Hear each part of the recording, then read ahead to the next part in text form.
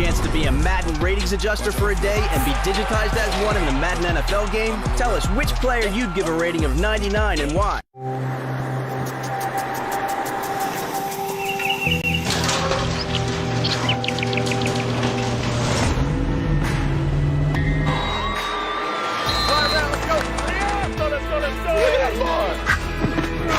Go.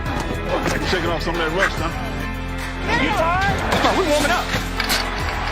Let's get this show going, man. Come on, baby, let's go. The Falcons and Broncos get an extra preseason game on their schedule as participants in the Hall of Fame game tonight, which also means they've had extra practice reps. They got an early start in training camp, helpful for both squads, which have each undergone some major changes.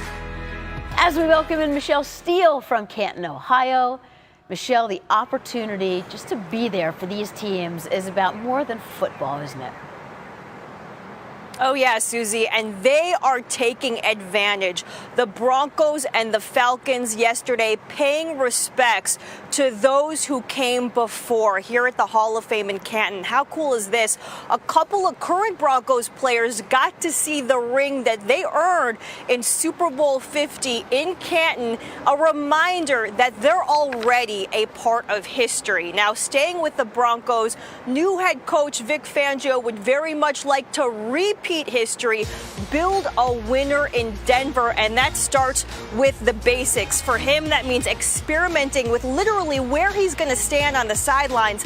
After 30 years up in the box, he's not going to be standing at the line of scrimmage. He's going to stand back a little ways to get kind of an end zone, a wider view of things when his team is on defense. Now, as for this offense, this team's presumptive starter, Joe Flacco, he's going to sit this one out. It's journeyman Kevin Hogan who gets the start, followed up by the NFL debut for the guy that this team moved up to get in the second round, Drew Lock, followed by Brett Rippon. Now, Lock being listed as third on the depth chart did raise some eyebrows, but here's my understanding. The team wants to take their time with his development. Don't see any reason to rush things at this point.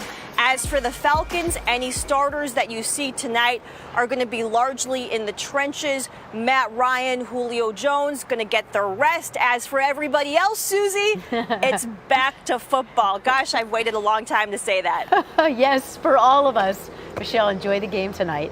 So we know the extra game means extra reps, especially for the young guys they can get a look at. So who will you be watching for tonight? Well, you remember, they were picking 10th, and they traded down the 19th and took Noah Fant, the Iowa tight end, who was the second tight end taken in the first round. T.J. Hawkinson going to the Lions at number 8. So you say Noah Fant, but guess what? There is a guy named Austin Fort out of Wyoming, undrafted rookie free agent, who has stolen the show from Noah Fant so far in OTAs and preseason. And you know what? They take undrafted free agent rookies seriously. Philip Lindsay last year. Royce Freeman was drafted ahead of him, but they played Philip Lindsay, and Austin Fort, this tight end, I heard is somebody that you better keep an eye on. Lewis? Yeah, I'm gonna look at Drew Lock. Look, it's not surprising that Kevin Hogan gets to start, although look, they're not even in the same zip code as far as talent when you look at Kevin Hogan and Drew Lock. So I want to see how he looks when he's on the field with the guys who maybe some of them, maybe a lot of them won't be on this football team, come September. But how can he, one, stay within himself and execute his fundamentals, and how good can he make the rest of the guys look, and does his leadership qualities shine through? Does he get some reps with a guy like Noah Fant? Because those guys are the future. They are absolutely the future. You do not draft Noah Fant where you drafted him if he's not the future. So I want to see how maybe they jive together, how some of these young wide receivers look, and quite honestly, how the young offensive coordinator, Rich Scangarello, looks calling plays for the first time in a football game. Yeah. What are you laughing at? You guys gave a dissertation about these two guys. Here it comes. Listen, Cold water. From a coach, all you want to see is, can guys just line up? Can you call a play? Can you line up? Can you not jump off sides? Literally, that's what the Hall of Fame game is. We're so desperate for football that from a former player's perspective, all the coaches really care about is, Do we know how to run on the field? And, you know, the sideline situation. Yeah, it's literally boiled down to that. Don't believe that. Oh, Lou, you know exactly. You know exactly. I'm telling the truth right now. Maybe for these first rounders who were starters, who were standing over there chewing on sunflower seeds, it's true. Is that a shot fired? For them, but for a lot of guys, it's about making your mark tonight. Make your mark, young men. Okay. I'm going to be watching. On the Make Your Mark category, intrepid Broncos reporter Jeff Legwold is there, checked in with him, and he said just because of all the injuries for the veterans for the Broncos at wide receiver, that could be a wild card wide receiver. Here's his two names, Juwan Winfrey, Trinity Benson. There you go. Keep an eye on them. We get to watch those guys. See, there's reason to watch. Leggy. And this was really fun earlier this week. First play kicked things off on Wednesday, and more than 4,500 kids lined the streets and passed a football from the location downtown where the NFL was founded to the front steps of the Hall of Fame.